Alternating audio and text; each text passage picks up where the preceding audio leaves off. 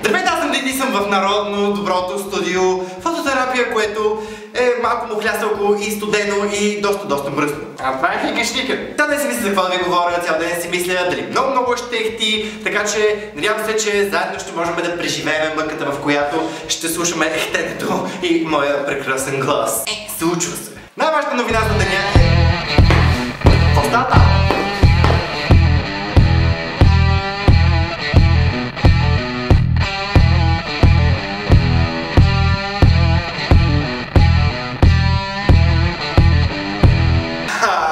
Мило, приличаш на лек жена.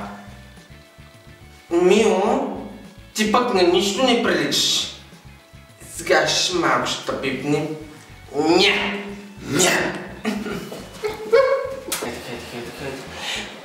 Колко време ще продължи това? Дарлин, не се притеснявай, аз съм професионалистка, бързичко ще стане.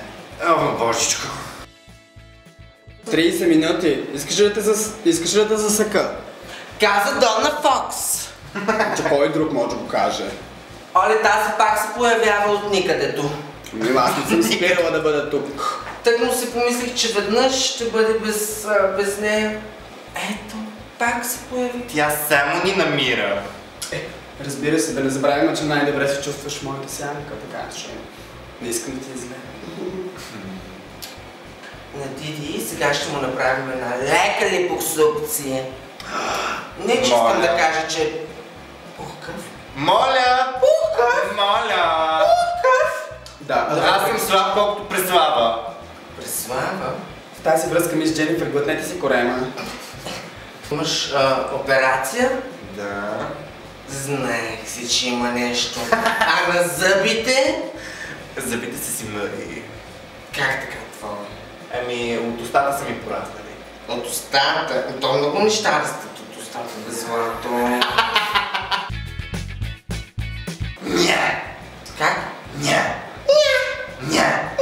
Ня! Фак!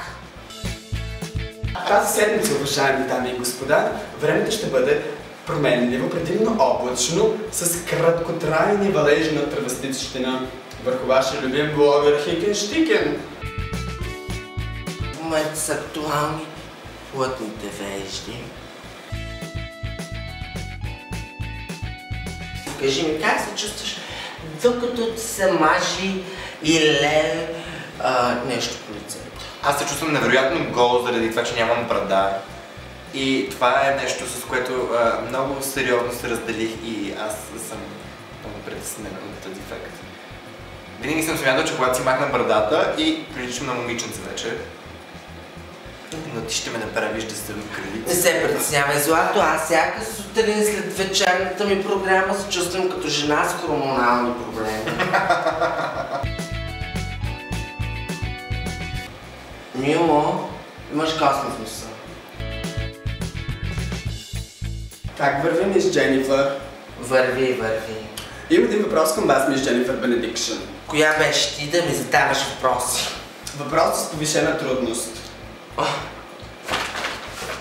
Как е името на влогърата, който сте дошла на гости?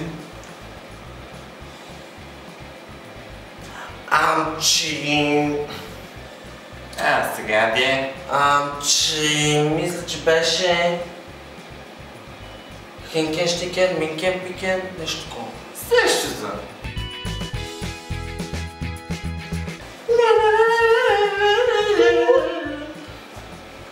Кой пее тази песен?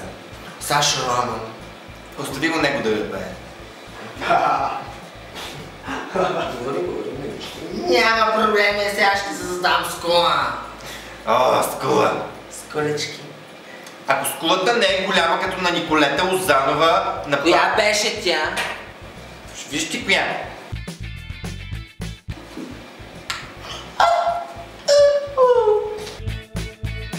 Диди, ти как така реши да се оставиш в ръцете на мис Дженифър да те превърне в драг куинка? Имах ли избор? Би това лице, би го! Ня. Какво стана с 30-те минути, Мила? Ами, Мила, мисля, че такава вещица като Хинкен-Штикен би било по-правилно ти да я гримираш. Бени? Бен? Волева? Извинявай много, мила моя Дженифър, но откъде на къде пък така ти реши да ме наричаш Бени? Как с така съм пропуснала аз момента, в който сме станали близки приятелки? Но иначе ми е много интересно каква точно ще направиш днес с този млад господин. Извинявай ти, каква точно ми каза, че е професията ти? Аз съм влогър. Албена Волева.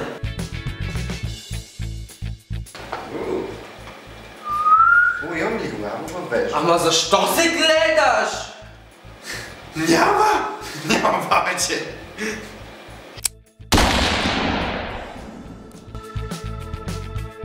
Мили момичета, не се гримирайте така у вас. Вие сте момичета. Гледай нагоре слънце. Май шанси. Живиш. Извинявай, какво? Живиш. Питаме Боряна, коя е любимата песен на Селин Дион? И една френска, и аз коя френска песен, защото тя има много френска песен. И тя каза, любимата ми френска песен на Селин Дион е Жешашашаши.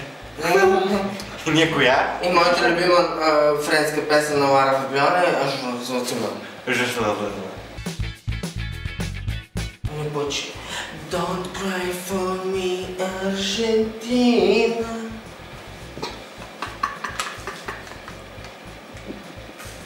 В момента, в който момичета си слагате спирала. Като моите мигли няма как да имат. Странно ли ако кажа, че миглата ми топли? Не. Толкова ми е студено, че дори миглата ми топли. Не сте ли, че много студено? Малко бъхръва ми е.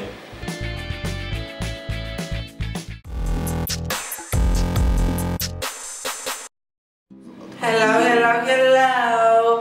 Аз съм Дженифър Бенедикшън, скъпи мои, и ви представям моето най-ново чадо, мис Еди си коя, на която ще връчим тази сладка коронка. Но нека и ти да получиш коронка. Чакай, брат, малко да ти оправя короната. Я ми оправи короната, че нещо... Чакай, братчето ми. Тончо, брат, вижда ли се и короната добре? Я провери тук, Имаме корона. Окей, благодаря, че гледахте това видео. Надявам се, че сте се забавлявали изключително много, колкото ние се забавляхме да Можеш ли да говориш по-женски само? Окей. Ако искате, може да абонирате за тази прекрасна мадама, която може да я последвате във Facebook профила и линка най-вероятно ще бъде отдолу в описанието, или да се абонирате за мен във Facebook, Twitter и Instagram, фототерапия, двата ми канала в YouTube и разбира се канала ми в VBOX. Също и да си купите тениска на Higgins Chicken, защото защо не? Ако ви харесва това видео, дайте ни един палец отзад. Аз съм Диди, а това беше мис Дженифър Бенедикшън.